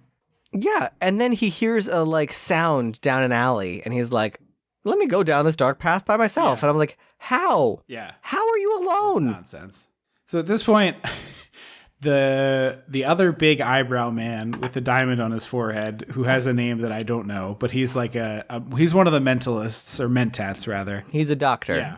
But he's not as strong as the Eggs Benny ladies. Right. So he recruits the bad guy from Air Force One who's getting released from prison in order for that heist to go off to use this fake tooth and... No, that's the Duke. Which one's the Duke? The traitor with the diamond on his head puts the tooth in the Duke's face. Okay, well, the Duke is the bad guy from Air Force One. Oh, okay. Oh. In Air Force One, there's this like whole convoluted thing where they're like, you must release our comrade from prison, and then the guy in prison is the Duke. Got it.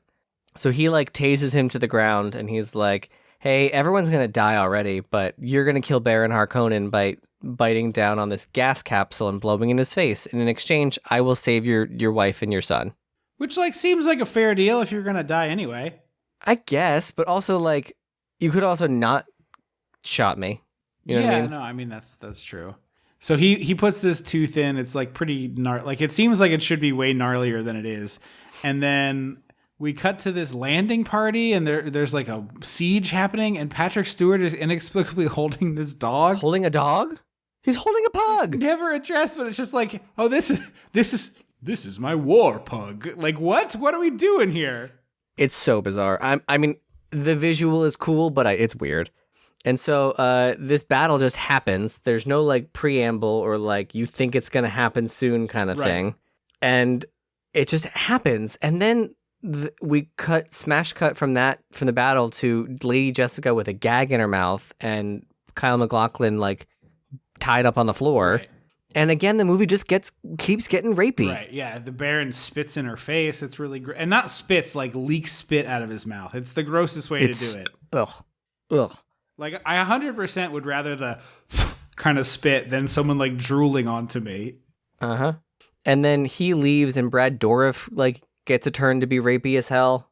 Yeah, he's doing the like good cop, bad cop, but both of us are horrible monsters. He's like gently wiping the spit out of her face, and it's just like, oh, everything about this sucks. There's also this weird moment where like they cut to not Meatloaf throwing people off a bridge, and they're just walking up to him. Right. Well, it's like, you know, it's like a Mel Brooks movie. It's like the putties approaching a good guy. I guess. This is the point where Duncan pops back into the movie just to get murdered immediately. Mm-hmm. So he turns on his Minecraft armor, and they have special slow bullets. Yes, apparently. Yeah, because again, this is stupid armor. Duncan gets killed, and he's falling. He's like, Derek, why have you forsaken me? So it's Lady Jessica and Kyle MacLachlan are in a helicopter being, ferried out to the desert, because that's what the traitor had said to do with them. And all of a sudden, Kyle can do the like Deadite voice, and I was like, "What?" Yeah, never explained, never part of it, and it's not like never an inkling that this was a thing before. Right, and it's not like the mom is like, "You must try," It's just like, "Oh, I can do this now." Telepath to him, right.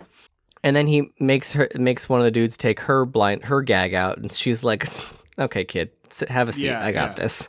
So they take over the ship, and he's flying. Meanwhile, we cut back to the Duke. Is the tooth man? The Duke has the tooth. The Duke is the one with the tooth. That's the actor's name is Jürgen Prochnow, which I had written down and could not remember. It's a good name, Jürgen Prochnow. It's fun to say. He tries to get the Baron close, but he accidentally kills Brad Dourif instead. It looks kind of cool. There's like apparently, I don't know, 16 super soakers worth of gas hidden in this tooth. Yeah, apparently. It's a big spray that comes out. He also thinks Brad Dourif is the Baron, and I'm like, I don't know how many drugs you're on if you think that. He's very, very high, it seems. Because I got to be honest with you, I think you could beat me to the point that my eyes didn't open all the like I have just like the narrowest of slits, through eyebrow or through eyelashes, and I think I could pick the Baron out of a lineup. Yeah, he's pretty. Unless probably by smell. I'll be honest. Yeah, you're probably right. Unless the Baron is side by side with those two fat twins on the motorcycles from the Guinness Book of World Records, like I don't know that you're not. Or John Leguizamo in Spawn. Yeah, exactly. Like unless the lineup is John Leguizamo. It's Fat Bastard, John Leguizamo from Spawn, Baron Harkonnen, the twins on the motorcycle. Yeah, and it's like I think I would get it. Also, like actual Free Willy the whale suspended in the air. Yeah.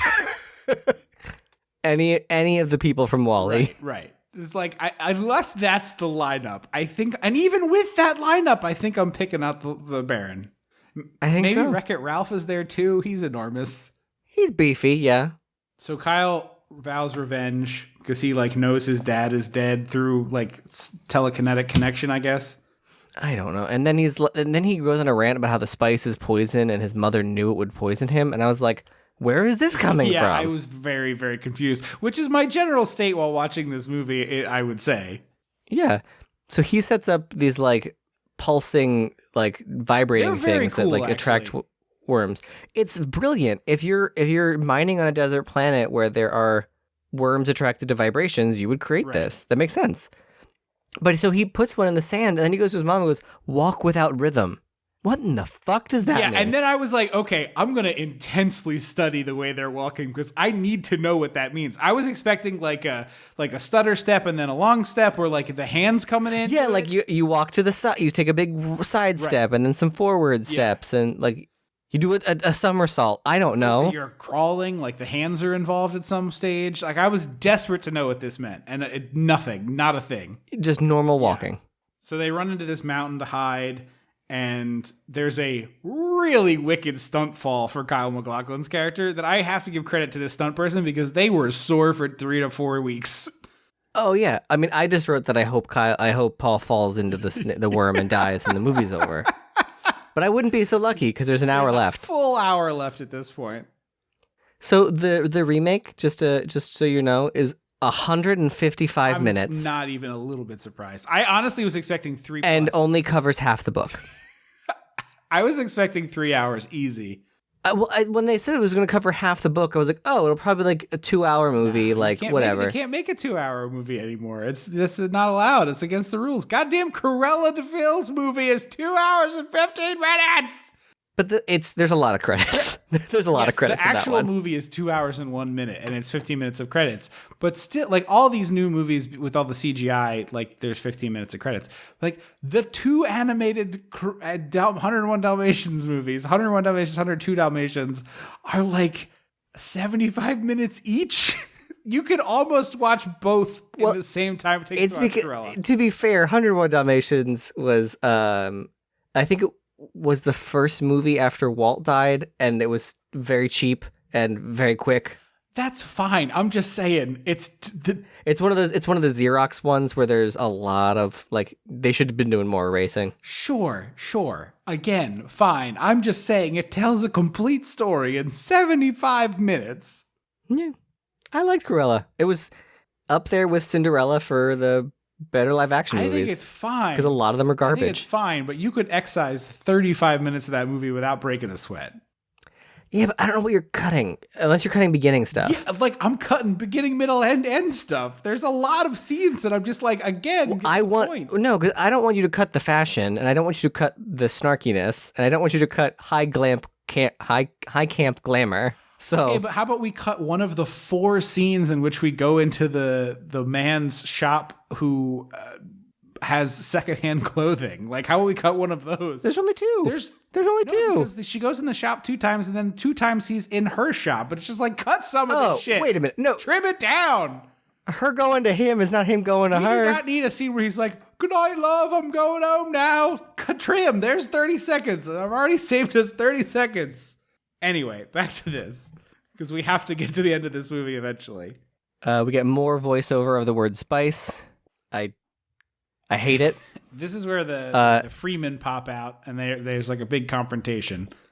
And then Lady Jessica like subdues their leader, and I was like, so has she had powers this whole time? Not only powers, she also seems to know kung fu. Like she's like skilled fighter. Would have been helpful at any point in this movie. Lady Jessica. There were many times in which you were being overpowered by goons that it would have been super rad if you could use your magic powers to get out of it. Speaking of Cruella, Glenn Close was offered the role of Lady Jessica and said no. Wise decision. And she executive produced the Cruella movie just because she could. I mean, they probably had to do that. They had to go kiss the ring. Oh yeah. So Paul meets this lady, and he's like, the woman of my visions and my love. And I'm like, okay, you have literally never spoken to this woman, and your vision of her is a moon that turns into her face sometimes. Let's pump the goddamn brakes with the love. And then they go back to the people, and the guy's like, we're going to call you Oosly, but no one will call you that because it's a secret, so pick your own name. And I was like, at the point where we're introducing a secret name that's never coming back in the movie, and then a name that he chooses so that they can call him something, I put the pen and the pad down, and I was like, I give up. Like, what are we doing? What is this? What the fuck is going on? What nonsense is this? And so I think this is probably where the remake is going to end, when he's like, I am Mordu. Yeah. Like, no, that's the bear from Brave. I didn't write down his name. He's Mordu. He's the bear from Brave. The bear from Brave. Yeah, you're 100% right. That is the end of the movie. That's definitely going to be. You just took that movie from something that I was like kind of interested in watching, especially because it'll be on HBO Max, to something that I'm like, well, never in 100 years. No. I mean, I might like peruse it on a laptop because the HBO Max app for PS4 sucks and you can't really scrub well at all. So I'll probably go through on a laptop and like skip around. Yeah, I like some of the effects are cool. I love Batista. Like I got to support my buddy there, but Yeah, he's an interesting choice for the for the not Meatloaf guy. no, he's playing the Meatloaf guy, and then the other guy is Sting. He's the not Sting. Yeah, he's not Meatloaf. That actor is not Meatloaf. Oh, I'm sorry. I thought you were saying he's an interesting choice for the not Meatloaf guy. No. He's an interesting not Meatloaf guy. You understand what I'm saying? Okay. Yeah. Quotate The phrase in is open quote, not Meatloaf guy, end quote. Exactly. Yes. As opposed, yes. Okay. Yeah, I think he's a rad choice for that. I mean, I think Batista rules. I've said this before. I think Batista's... No, I like Batista. I just think for that role seems small for him. I would imagine it's a little more beefed up than in this. Like he's probably got more to do, but maybe not. I mean, he's a good. Yeah. It's a good spot for him to be. So this is where Sting comes out in the underwear version of the spacesuit, and I just want it's it. Crazy what he's wearing here. And like Sting is a lithe person, but he clearly looks like he hasn't had a glass of water. He's got a great body. He also looks like very dehydrated to make all those muscles pop. I was like, my poor man, get him because he's not like bulky and beefy. No. He's just like shredded and trim. And as I said before, Baron is just licking his lips, staring at him. Yeah, he's wearing the smallest possible bathing suit bottom, basically. I think it's a jockstrap. I think he turns around and we don't see the back, but I wouldn't argue with you. Was that Weird Science where that happened? Where someone turns around and there's no butt? I feel like that's a movie. Yeah, that's in Weird Science. Yeah, it is. It's when I think it's Bill Paxton walks down the hallway, his butt's sticking out. Probably. That sounds right. And so then they're like, we have decided you're going to be our Reverend Mother, Lady Jessica. And I was like, so each planet has their own? I thought a Reverend Mother was like the one, like a pope kind of thing. Right. So also there's this they're whole, like cutaway to like a baby in a vat of goo, and it's just gross. Didn't need it. There's like 5 or 6 sequences in this movie that are just like an artsy kids video project that's just like water dripping into a puddle. A baby writhing in goo, waves crashing in the ocean, and I'm just like, okay, David Lynch, this is not your goddamn MFA thesis project. Get on with it. Get to the point. So they make Lady Jessica drink the water of life, which like she does like hurts, and then it kills the other Reverend Mother. And I was like, well, who? I don't know this person. Right. They're like psychically linked, I guess.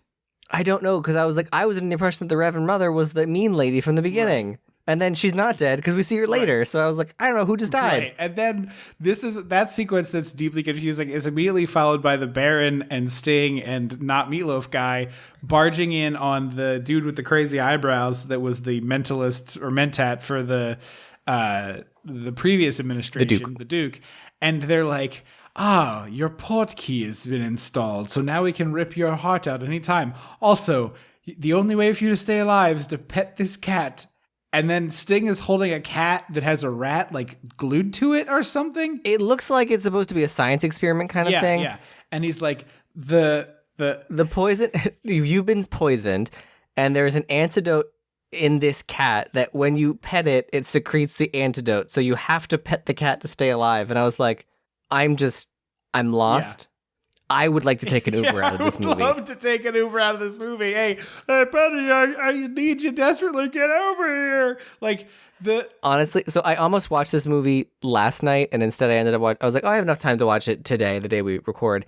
And I kind of wish I had started it yesterday, because I truly would have been like halfway through, but like, Trip, is there a plan B? Like, literally, let's watch anything other than this. It's bizarre, man. It's really weird. And like, I tend to like weird stuff. I feel that I like weird stuff. I do. Normally, yes. And this is just a bridge too far. But then the kicker of this is, like, Sting's like, I'd love to kill him, Dad. And then the guy's like, no, give him his cat.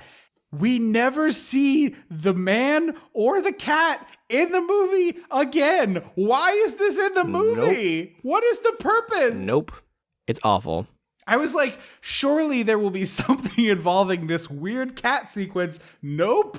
Because the guy's even like, because everyone has their fucking inner thoughts out loud. He's like, my Duke, I love you, or whatever. Yeah.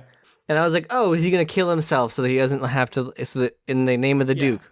I don't know. Because he might have. also bound like arms over his head as well. Because I was like, oh, maybe he's gonna rip his thing out, and then I was like, oh, no, he can't because he's stuck to the wall. So Paul starts training warriors, and they're like, all right, we're gonna be like guerrilla warfare. We're gonna attack the spice production. Well, he also says, "I love you, girl with blue eyes that I just met 5 minutes ago." Well, I mean, we knew that was coming, but yes, it's quite ridiculous. Like, even for movie standards, I'm like, this was 5 minutes ago. Yes. Like, normally they kiss. He's literally like, I've always loved you, kiss. Like, Huh? what? So now we get some explanation for the guns, which is that it like basically vibrates your voice to the point of death for others. Yeah, but like, why is he special about I it? don't know. I don't get it. Because he's the chosen one. 'Cause yes.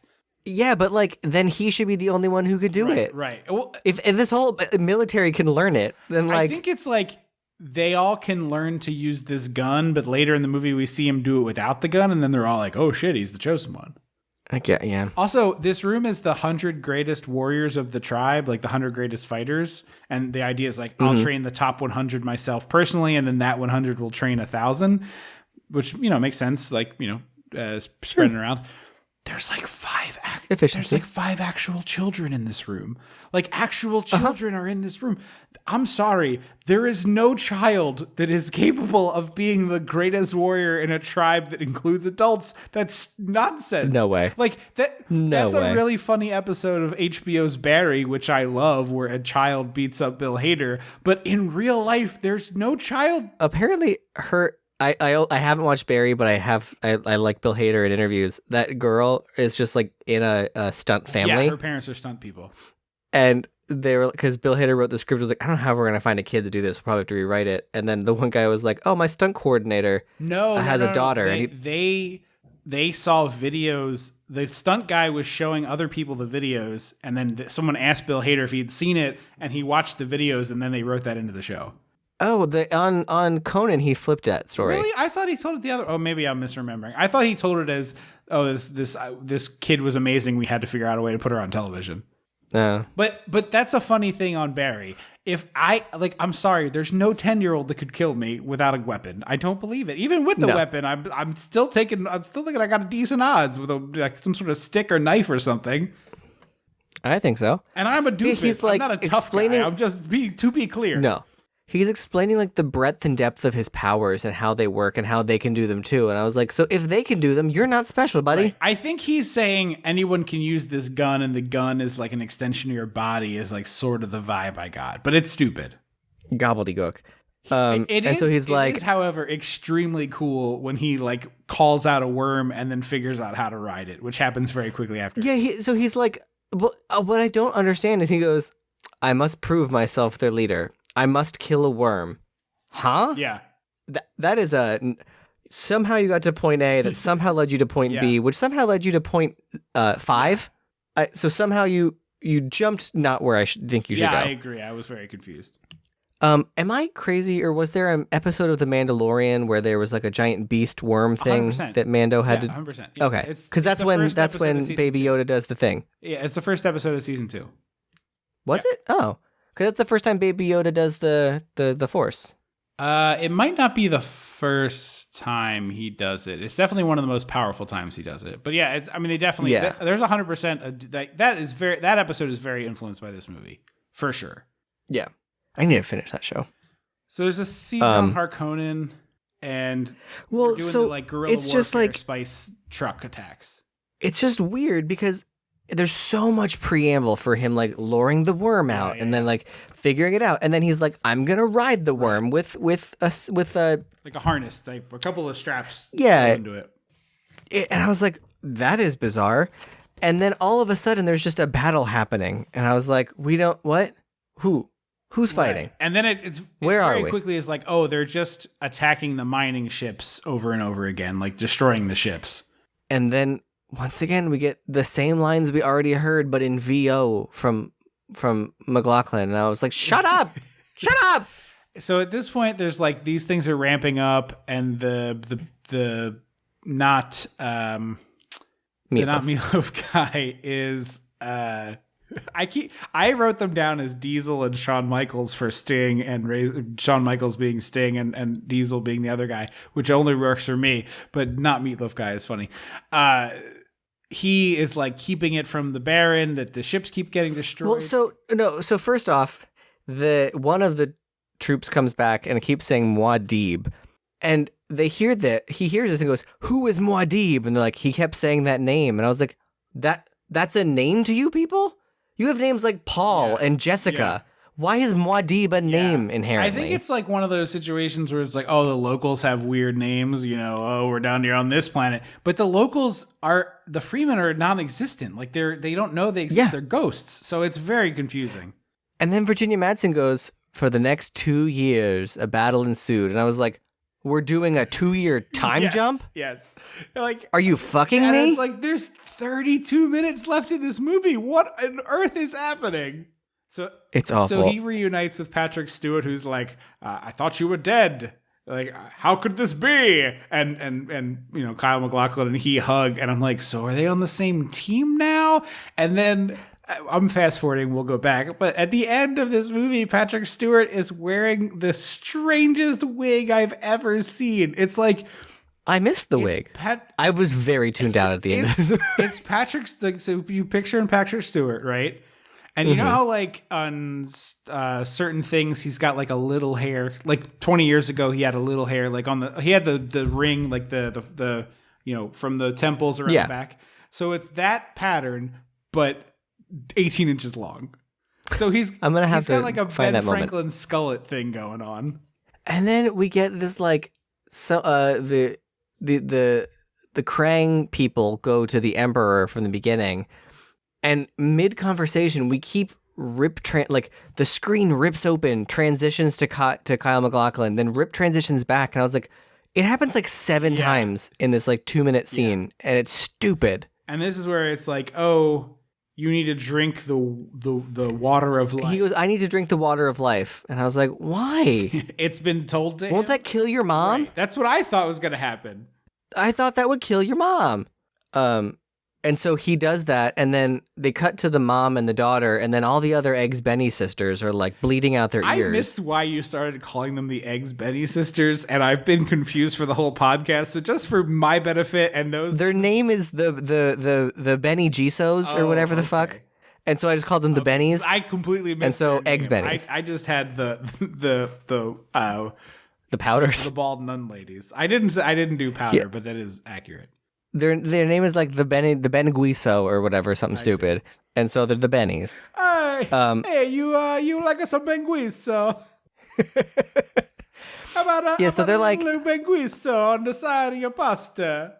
See, they're all like bleeding out their ears, and I'm like, so is he killing all of them? Right. You think he's committing a genocide by doing this? So Baron Harkonnen comes into the Emperor's chamber, and it's full of people for some reason. And his nephew's head is just sitting there. It's not. It's like, oh, Meatloaf's head is just there. Come on, man. Why didn't you show me that? I bet it looked cool as hell. Right? Also, while everyone's bleeding, he's like, the spice is the worm.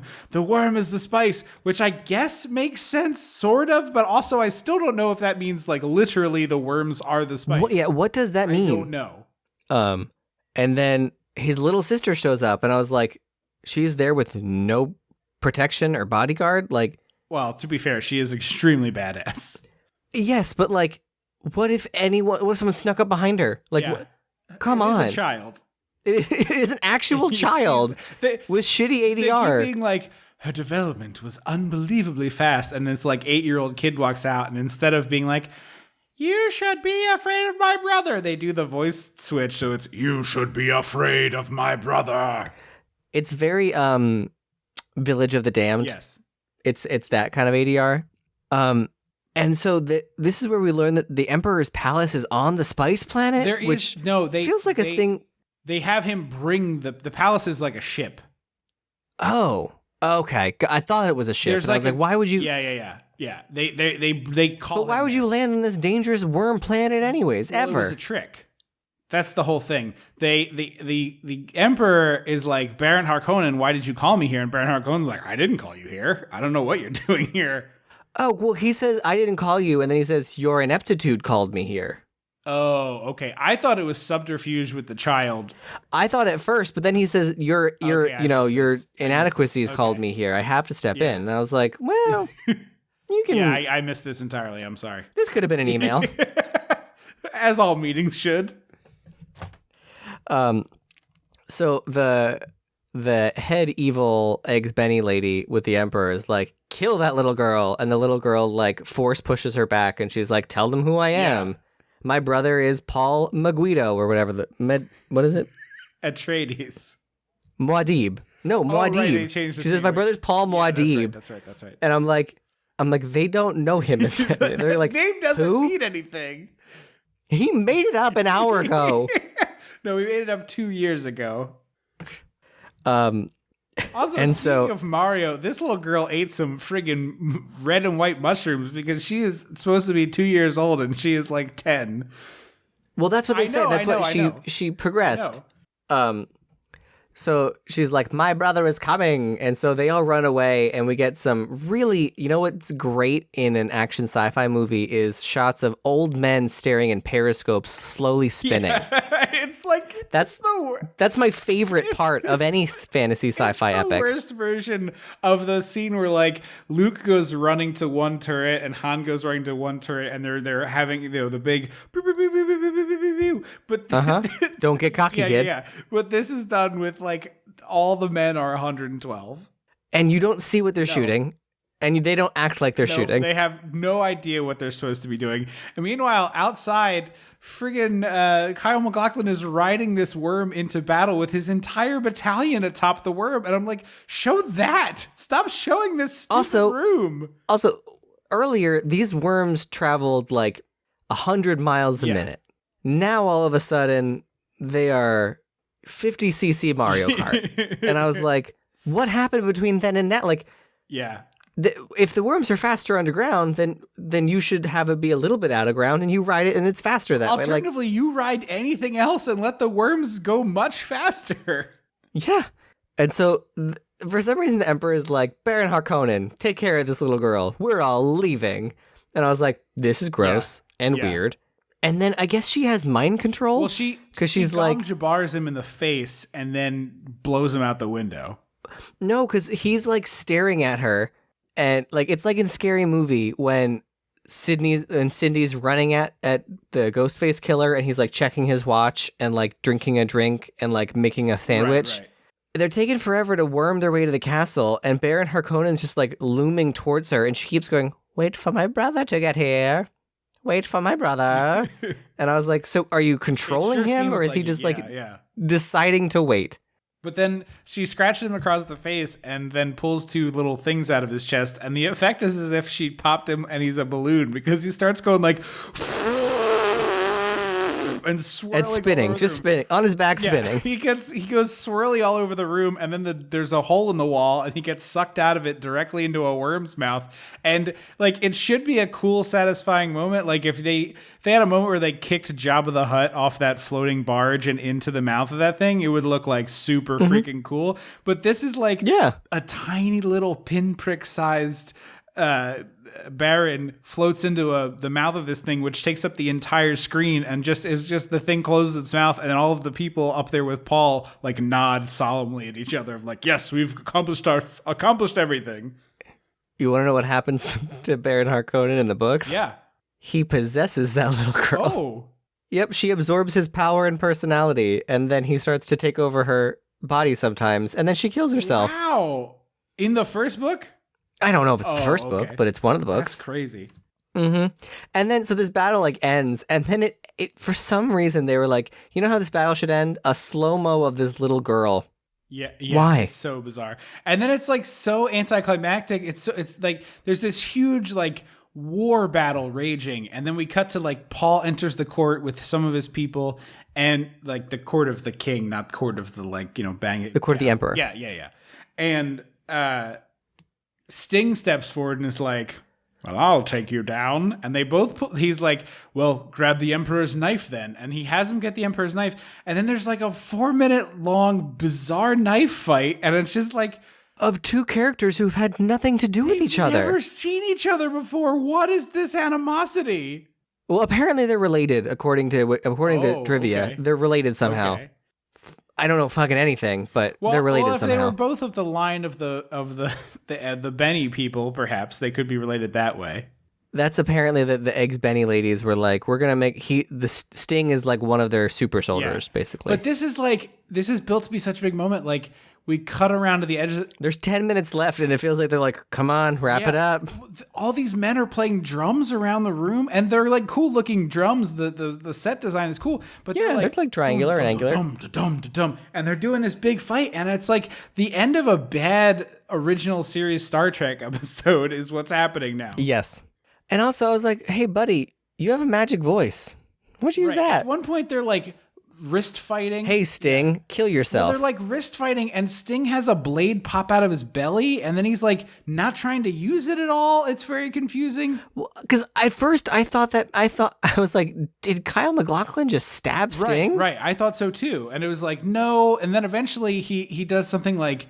We get the inner monologue dialogue thing, and he's like, I must be like a reed on the wind and bend. And then he does, and he throws Sting over, and he stabs him. It's a pretty cool stabbing up through the chin. It is. But also, like, you have magic powers, buddy. Right. So does your sister. So does your mom. And at this point, it's like he kills Sting. He stands up, and the people in the room are like, he is the chosen one. He is the hand of God. Did you catch the one dude?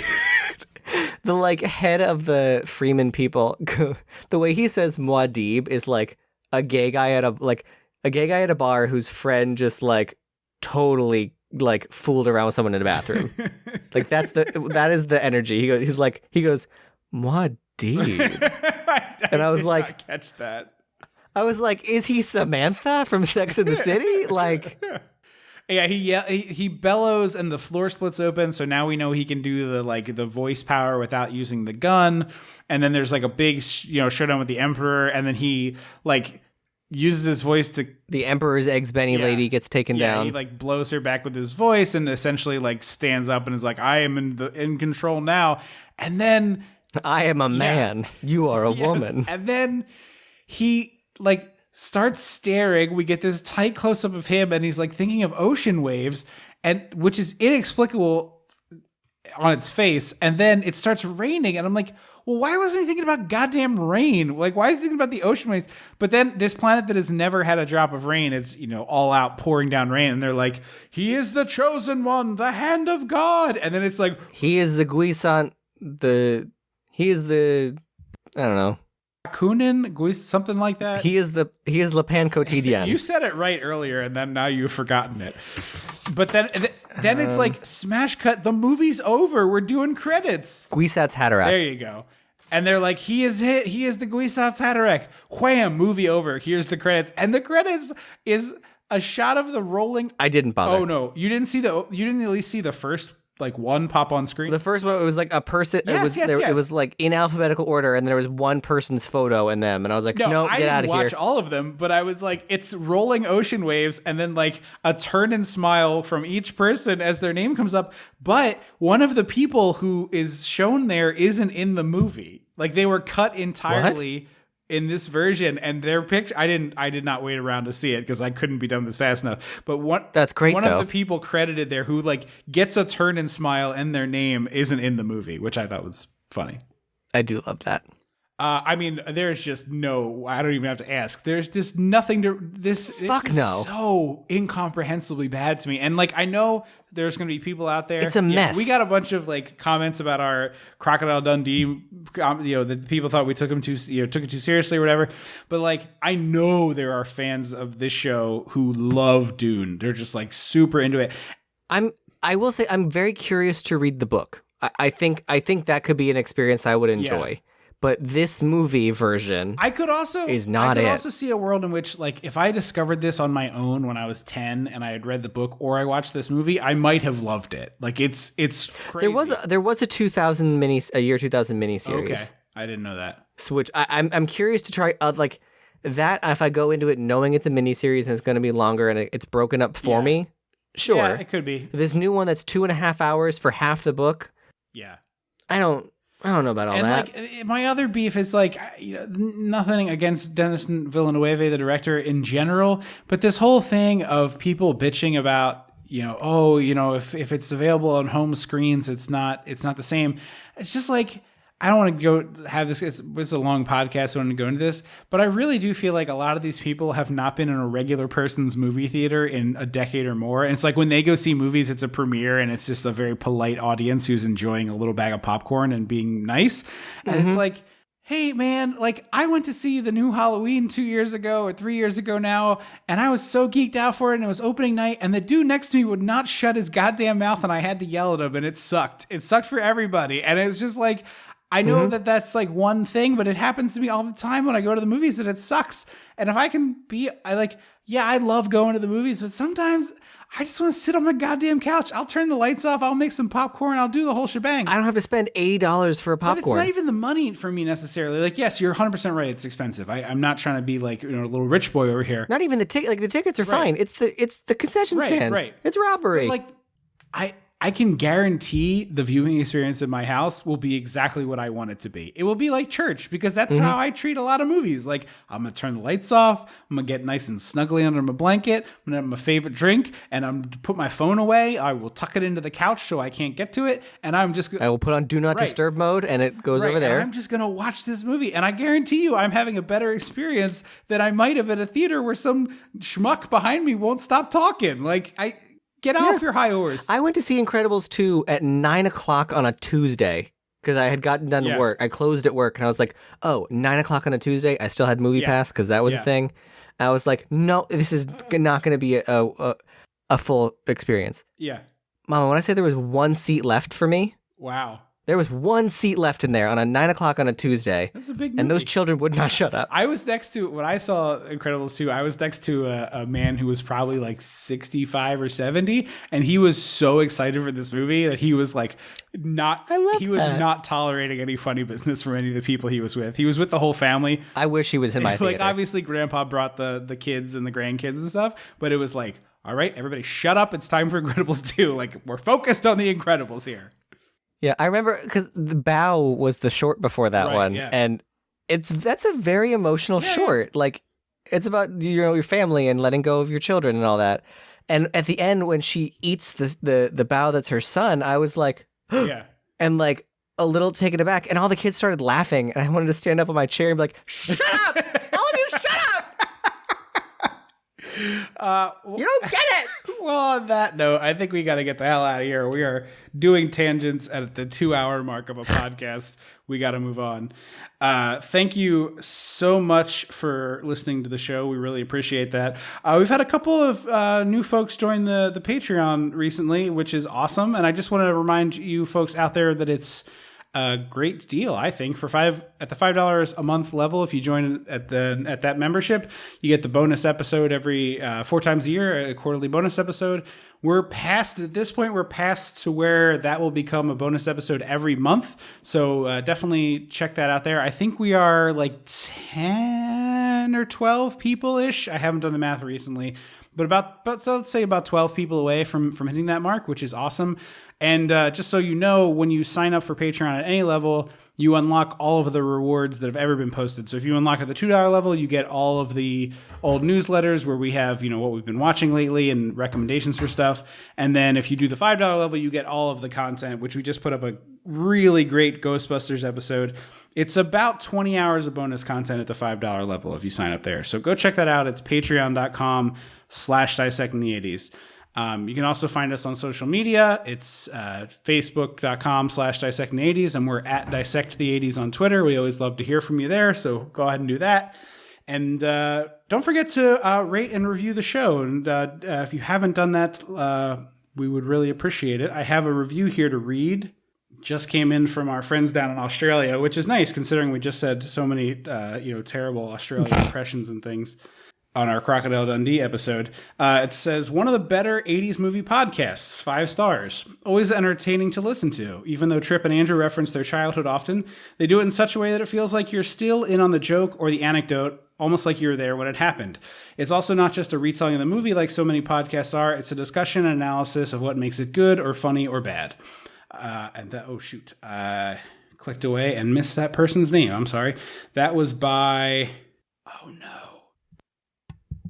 That was from user Pana79 on Apple Podcasts Australia. So if you'd like to hear your review, go to iTunes and review us. Or if you review us somewhere else, you send an email with a screenshot to dissectingthe80s@gmail.com, and we read those on the air. Thank you again so much for listening to the show. We will be back in 2 weeks to start the annual Spooktacular. It's a werewolf-filled month this month. We're going to start with one of the two big anniversaries in 2021, The Howling. Can't wait to talk about that with y'all. Thank you again so much for listening to the show. I have been Trip Lano. I will always be Andrew Lano. Until next time. Don't you forget about me.